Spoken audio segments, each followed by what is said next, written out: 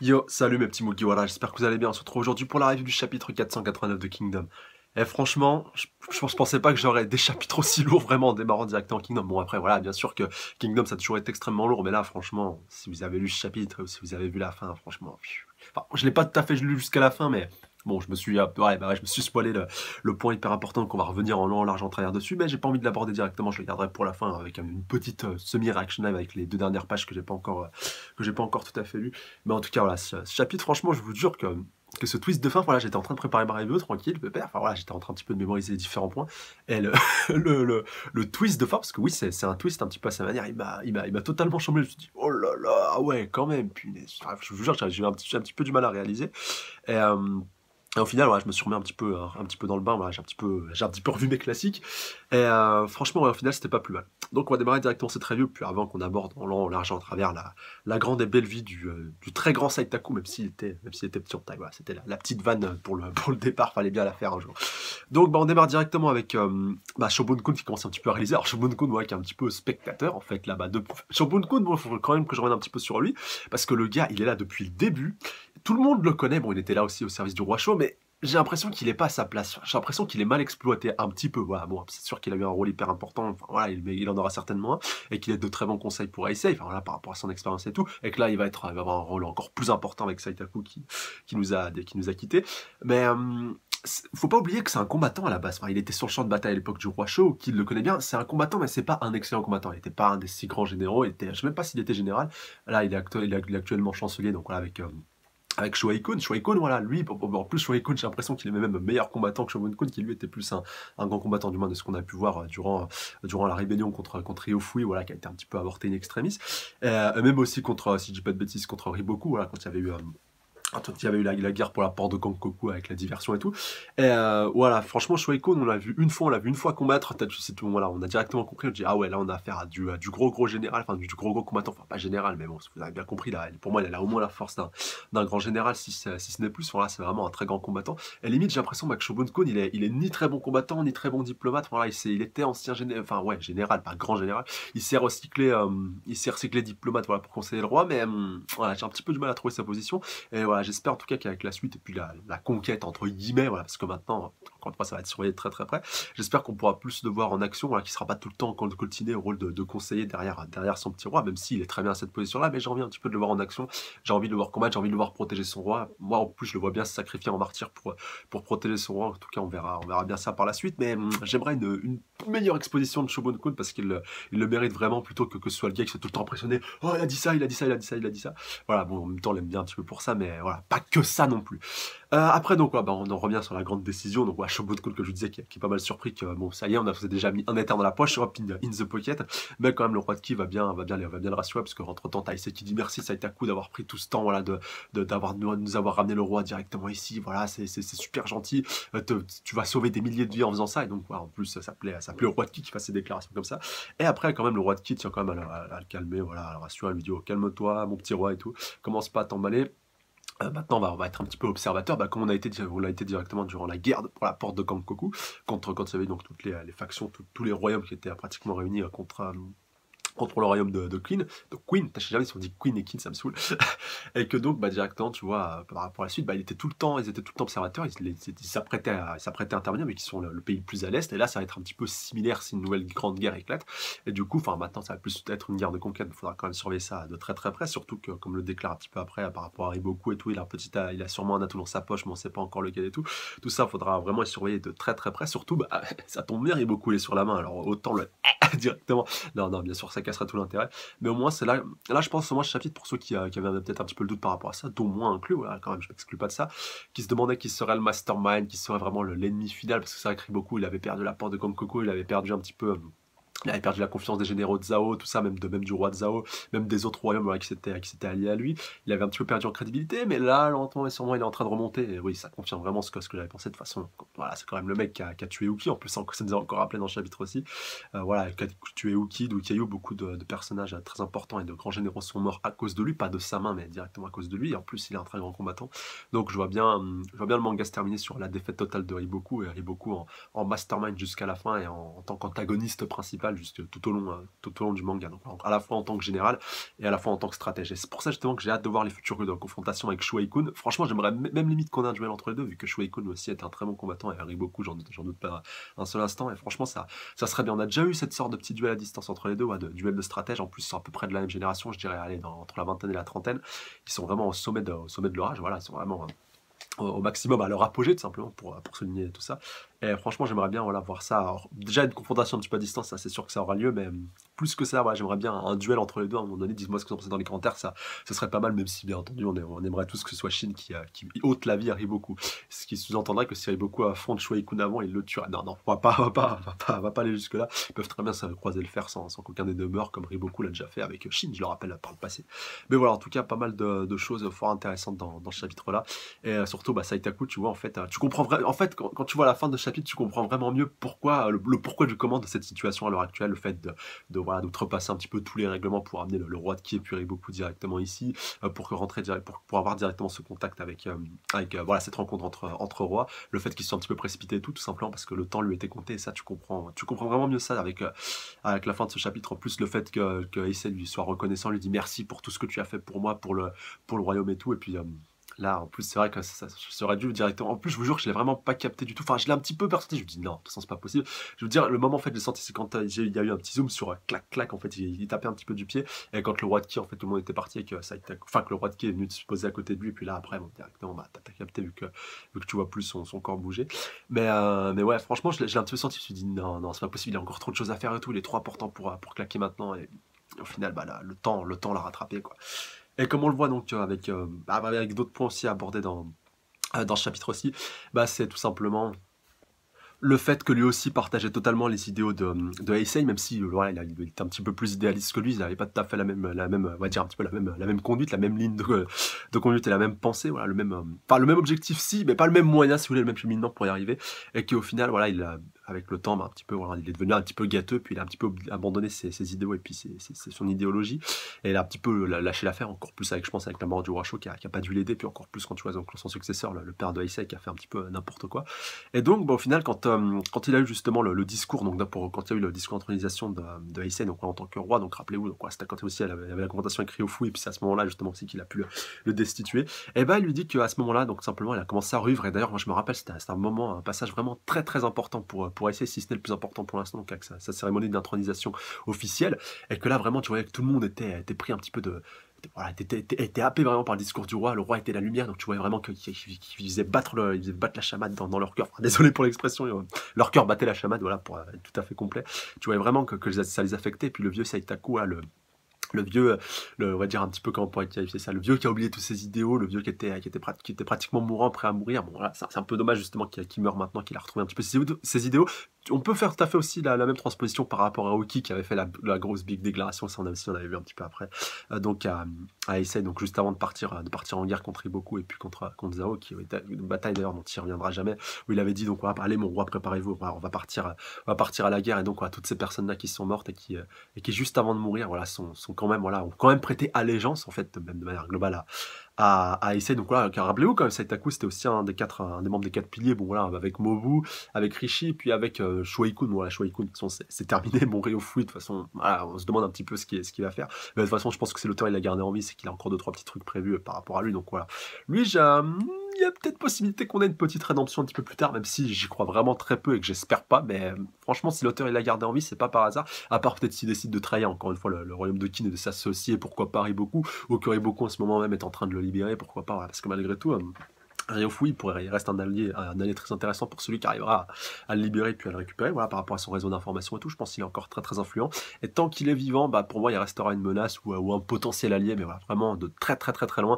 Et franchement, j'espère vraiment pas que ça en deviendra. Enfin voilà, j'ai rien contre la rédemption de Shuei-kun, Saitaku ou même Mobu, hein, même si Mobu c'est pas officiel, mais bon, voilà, de toute façon, il y a le royaume de Qin qui combat, lui il va combattre, voilà, il va pas rester là à glander, enfin à la porte de Kankoku, il est pas resté à glander à la capitale. De toute façon, c'est pas du tout le genre du mec. Et de toute façon, il va devenir un des 6 grands généraux un des nouveaux 6 grands généraux de Qin, il sera sûrement à la tête de tout cela, voilà, vu qu'il était le seul, je crois, à être en fonction hein, depuis la mort de Wu Qin, donc quoi, pour lui c'est pratiquement c'est sûr, à part s'il meurt durant une bataille, même Mobo, là, il a pris un petit peu, il a pas mal mûri du coup au cours de différentes batailles qu'il a livrées. Avant, il lui fonçait tête baissée et tout, je vais t'éclater.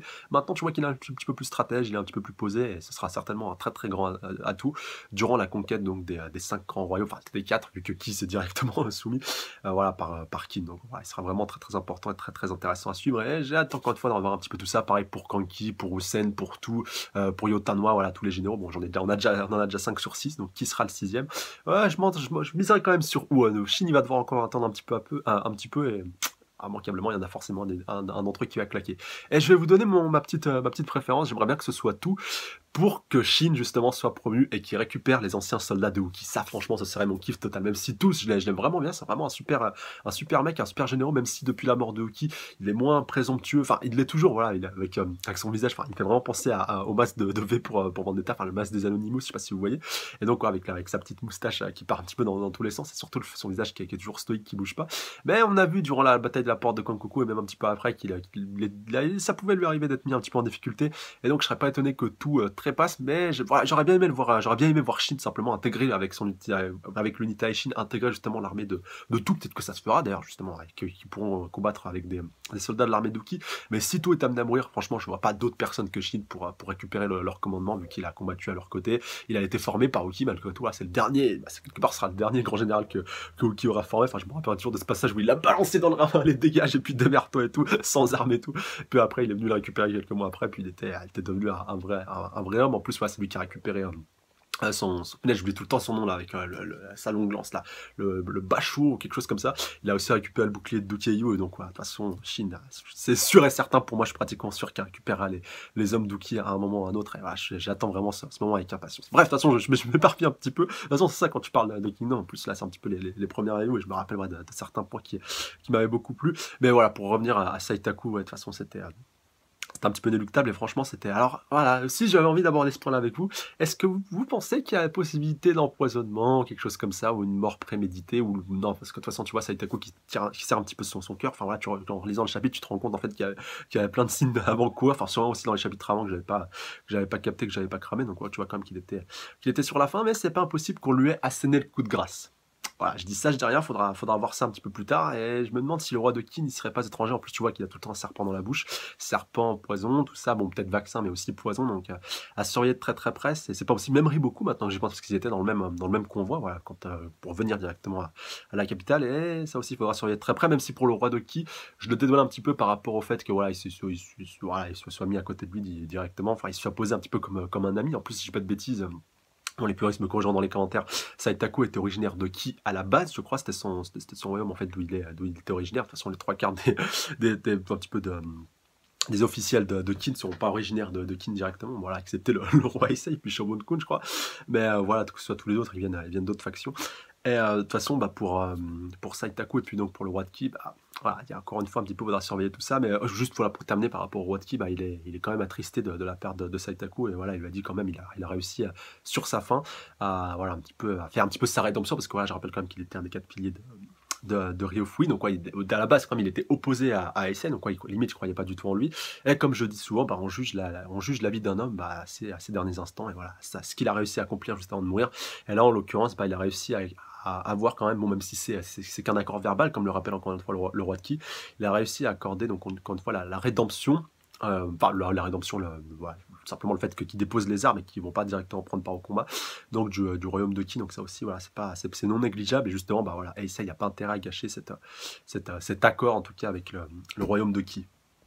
Oui, la reddition, c'était ça le mot que je cherchais. Et juste pour terminer par rapport à Saitaku, donc voilà, avec les derniers mots vraiment très importants qu'il a à l'égard de Issei par rapport déjà au discours, donc qu'il avait vraiment commencé à faire revivre son âme. D'ailleurs, c'est vraiment les termes qu'il emploie. Et justement, voilà, qu'il est content justement d'avoir pu vivre aussi longtemps pour pouvoir tenter justement des choses. Donc justement ce qu'on a à l'heure actuelle avec le fait qu'il ait convoqué Riboku et surtout le roi de Qi. Et comme il le dit justement, ça c'est un très beau testament, dernière très belle parole justement qu'il adresse à Aisei, qui est une fois un petit peu de mise en garde, c'est que voilà, il faut pas qu'il ait fait tout ça en vain, tout ça pour rien, et que là en plus je pense à Aisei aura encore plus à cœur de tenir sa promesse et de tenir parole, voilà, par rapport à la mort de Saitaku, qui aurait pu rendre en fait tout cela possible. Sans lui, ça aurait jamais pu être possible, encore une fois, d'avoir cet atout, d'avoir cet atout et puis cet accord dans sa manche avec le royaume de Ki. Donc ouais, il se doit vraiment de pas le gâcher, il doit tout faire pour réussir à tenir parole simplement en mémoire du grand Saitaku. Et comme il le dit, le seul qui se trouve un petit peu entre leur projet puis le fait de le concrétiser, bah, c'est Riboku, et donc il va falloir vraiment être extrêmement prudent avec lui. En plus, voilà, il est présent. Mais attention, il y a quand même une parole de Heisei qu'il faut aussi prendre en considération et qui sera peut-être prophétique, que c'est un des 6 grands généraux de Kin qui le tuera. Donc bah, j'espère que Shin d'ici là le sera devenu, enfin ouais, oui, le sera devenu, et que ce sera lui tout simplement qui pourra lui trancher la gorge. Enfin, même si j'aimerais bien que ce soit Heisei, parce que c'est quand même, voilà, par rapport à tout ce qu'il a fait, par rapport à tous les morts qu'il y a déjà eu à la porte de Kankoku, même durant l'envahissement aussi de la ville. Enfin, rappelez-vous, quand ils n'étaient pas très loin justement de la capitale, avec le petit détachement que Riboku avait pris avec lui, donc ouais, ils ont quand même réussi à raser pas mal de villes. Donc voilà, quand même par rapport à ça, j'aimerais bien qu'Aisei puisse aussi avoir sa petite vengeance, même si c'est Shin, de toute façon, si c'est Shin ou si c'est Aisei ou si c'est les deux, voilà, ça, pour moi c'est du kiff-kiff, et ça serait, voilà, de toute façon ça revient au même temps que Riboku pourrait claquer, mais pour l'instant il est présent, et de toute façon le moment de toute façon n'est pas encore venu pour qu'il claque. Donc, on va revenir donc un petit peu après, donc ouais, avec la dernière parole, là, comme je vous disais, de Saitaku, donc, ouais, qui lui dit que la fortune nous accompagne, qui est un petit peu un testament, donc un petit peu sa main de 30 ballantes et qui fait le signe, donc comme ça. Vous voyez, en plus, je crois que c'est un signe de respect, voilà, un petit peu comme un salut. Et donc voilà, surtout le merci de Heisei, donc ouais, qui commence à se diriger un petit peu là-bas. Puis d'ailleurs, en plus, Saitaku qui était bien prévenant, qui leur disait ouais, de toute façon, faut qu'on se dépêche, sinon, voilà, il va peut-être pouvoir comprendre un petit peu la portée de notre discussion. Et donc, on a voilà, ce beau passage avec le roi de Ki qui vient réconforter. Donc, Saitaku, enfin, le réconforter, c'est un bien grand mot. Et donc, voilà, qui lui dit que ta dernière mission était l'une des plus grandes réussites. Saitaku. Donc, voilà, c'est ça aussi pour moi qu'il le dédonne un petit peu, même si encore une fois, ça peut être que de la parole. Il faut prendre tout ça avec des pincettes. Mais je pense vraiment pas que si il y a vraiment responsable et qu'il n'est pas mort de vieillesse, que voilà, qu'il y a quelqu'un qui soit responsable de ça. Donc on va voir leur petite note complémentaire donc, du narrateur historique. Alors on va voir. Selon les archives des grands historiens, Saitaku Okaidze est né à Yan et a parcouru les voilà, à Yan, bon autant pour moi, c'était pas acquis. A parcouru donc voilà, les terres avant d'arriver à Kin, après avoir vaincu le chancelier dans un combat intellectuel, il lui a succédé. Il a par la suite servi 4 générations de rois de Qin jusqu'à Heisei, atteignant un rare prestige, et ce même dans sa terre natale de Yan. Donc voilà, alors qu'il n'était pas du tout général ni chancelier enfin général, n'importe quoi, chancelier dans son pays d'origine. Donc si froid, depuis combien de temps tiens-tu Saitaku? Donc ouais, on voit vraiment qu'il est en train de galérer. Donc dors bien vieil ami. Par le passé plusieurs fois, tu m'es venu en aide. Donc ouais, non, là par contre, ça confirme vraiment que c'est pas lui. Alors, le seigneur Gangcheng Saitaku, alors on a une petite note. Alors, Kaidze, donc voilà, qui est son vrai nom en fait, et le nom chinois de Saitaku est seigneur Gangchen, son titre. Ah voilà, merci de la précision. Et donc voilà, décède. Je prends la responsabilité de surveiller les événements jusqu'à leur terme. Donc voilà, déclare le roi de Qi. Et donc, ah ouais, je crois qu'ils ont capté. Et Heisei, il a peut-être entendu. Et donc, il y a un problème, voilà, votre majesté lui dit Shogun-kun. Et donc, non. Dépêchons-nous, votre majesté. Ah, il a dû un petit peu le ressentir. Et là, je vois bien un peu comment le chapitre doit se terminer. Riboku nous attend. Et ouais. Bah, d'ailleurs, je crois que le chapitre se termine là-dessus, sur cette page. Donc, ouais, avec la prochaine future confrontation entre Riboku et Heisei. Et ça va déménager, ça va envoyer du très très lourd. Bon, bah, en tout cas, les pourparlers, on va qualifier ça comme ça. Et puis, la reddition du royaume de Ki sont acquises, du moins pour un moment. Encore une fois, il faudra voir ça. Pourront peut-être être un allié très important et puis très utile si tous les royaumes, enfin ouais, tout le reste des royaumes commence un petit peu à se léguer contre Qin, un petit peu comme le passé. Mais là, s'ils les prennent un petit peu en sandwich, franchement, ça serait pas plus mal, même si encore une fois, voilà, essaye, et puis sa promesse de pouvoir verser le moins de gouttes de sang possible, ni aucune, c'est possible, s'ils peuvent acquérir leur reddition. Mais voilà, il faudra voir un petit peu tout ça, et on aura quand même, ils surveillent de très très près. Et là, à mon avis, les pourparlers du prochain chapitre vont vraiment être très très passionnants à suivre avec cette confrontation avec Riboku. Parce que oui, Saitaku, voilà, il avait un double plan. Enfin, il avait déjà le plan déjà de réussir à acquérir cette édition, ça s'est fait. Mais on ne sait pas encore quel était son objectif avec le fait de ramener aussi Riboku. Et le fait aussi d'avoir fait cette petite réunion secrète avec Riboku et puis avec le roi de Ki, et pas seulement avec le roi de Ki. Voilà, on va surveiller ça très prochainement et puis hâte de voir tout ça encore une fois dans les prochains chapitres. Alors peut-être que, ouais, encore une fois, comme je vous dis, mais ça pour moi, encore une fois, c'est impossible qu'il l'ait tout simplement ramené là pour lui tendre un piège, pour le buter. Mais bon, de toute façon, Zhao se bougera le cul directement après et puis arrivera, je pense, à s'associer avec les autres pays. Donc, c'est ce que, justement, Saitaku voulait éviter, puis Ace avait envie de... Bah, que tout le royaume de Qin avait envie d'éviter, donc il faudra voir tout ça avec très très grand intérêt dans les prochains chapitres. Et j'espère qu'on aura ce petit duel intellectuel, pourquoi pas, et de stratège entre Shuei-kun et puis Riboku. Ça pourrait vraiment être très très passionnant à suivre. Voilà, j'attends vos réactions plus dans les commentaires par rapport à tout ça. Dites-moi si vous aussi ça vous peine beaucoup que Saitaku. De toute façon, moi j'aime bien tout ce qui est un petit peu les anciens dans les mangas. Bon voilà, Uki était pas un vieillard non plus, mais c'était un ancien, c'était un vieux de la vie. Pareil pour Mugu, le père de Mobu. Voilà, d'ailleurs, j'avais beaucoup aimé le petit flashback qu'on a mis entre les deux, le fait qu'il voyage un petit peu de pays en pays, et que son père, justement, n'ait jamais eu de prestige en tant que général. Voilà, il a toujours été un petit peu considéré comme un faible. D'ailleurs, il a eu une très belle mort. Et donc, voilà, le fait que son fils voulait pas en fait se comporter comme lui, voulait un petit peu être alors l'opposé de son père, mais il a quand même été pas mal affecté par la mort de ce dernier, même s'il n'était pas présent directement. Mais je me rappelle qu'il a quand même levé une petite coupe de saké, enfin de saké ou d'alcool, voilà, l'hommage de son père. Et pareil encore une fois avec Dukeyu, voilà, qui lui aussi était un vieux de la vieille et qui lui, voilà, je me rappelle serait toujours qu'il avait dit, Shin lui avait dit pourquoi t'as pas voulu rejoindre simplement les six grands généraux, pourquoi t'en as pas fait partie alors que t'en avais le potentiel. Et il lui disait simplement que lui il se battait simplement pour combattre, pour affronter des adversaires vraiment balèzes et tout, et quoi, c'était pas quelque chose qui l'intéressait plus que ça. Lui, il était bien tant qu'il était. Ouais, même avec tous les officiels et tout, il s'en foutait. Lui, il voulait juste être sur le champ de bataille avec ses hommes. Encore une fois, Shin va récupérer, je pense, c'est récupérer un petit peu tout. Toute cette expérience, toute l'histoire justement des différents généraux qu'il a côtoyés. D'ailleurs, c'est pas terminé, voilà, vu qu'il est avec Kanki, puis non pas Usen encore, mais avec Kanki et Mobu, là, il a déjà eu l'occasion d'un petit peu de croiser le fer avec eux, puis d'être à leur côté, voilà, d'être dans leur armée. Même si avec Kanki, ça s'est pas très bien passé, je crois pas qu'il tirerait grand chose de Kanki, à part peut-être le côté stratège, mais sans être aussi pervers et aussi dégueulasse que lui. Mais Kanki, j'avoue quand même que c'est un général que j'aime bien, parce qu'il fait des trucs que personne ne fait, donc ouais, il est vraiment atypique, et un peu, tu vois, comme Hisoka dans Hunter x Hunter, c'est peut-être pas un personnage, c'est un petit peu un anti-héros, si tu veux, voilà, ou alors un personnage, un méchant qu'on prend du plaisir à elle, mais même si là, pour l'occurrence, Kanki est du bon côté, on va dire, du côté de Kin, et quand même leur a permis à plusieurs reprises, notamment durant la bataille de Kankoku, je me rappelle quand il s'était déguisé et tout avec ses soldats de pouvoir aller assassiner un général, ça franchement fallait le faire, et voilà, franchement c'est un super bon perso, Kanki. Ah bref, je vais pas tous vous faire tous les généraux, mais en tout cas, voilà, du très très bon, et qui annonce encore une fois du très très lourd par rapport à la suite. Donc j'attends vos réactions dans les commentaires pour qu'on puisse spéculer, débattre, interagir, théoriser, tout ce que vous voulez par rapport à tout ça. Sur ce, j'embrasse bien fort sur le bout de la truffe, et je vous dis à la semaine prochaine, ou un petit peu après, on sait pas quand le prochain chapitre sortira. Et d'ici là, prenez soin de vous. Salut à tous. Sayonara.